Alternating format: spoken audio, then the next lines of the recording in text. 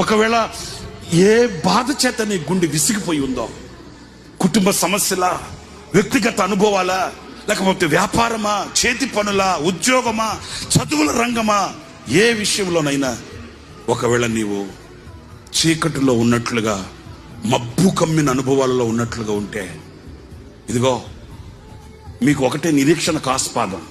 మరలా రిపీట్ చేస్తాను, మీరు విశ్వసించడానికి నిరీక్షణ ఆస్పాదం ఒక్కటే. ఈ జనసంద్రాన్ని చూడండి. మేఘాలను మాయం చేసి, మేఘాలను పారద్రోలి, ఆ సూర్య కాంతిని ప్రకాశింపచేసి ఇంత దీవెనకరమైన వర్షాన్ని కురిపించి పంటను పండించిన ఆ సర్వశక్తి గల దేవుడే నీవు నమ్మిన దేవుడు.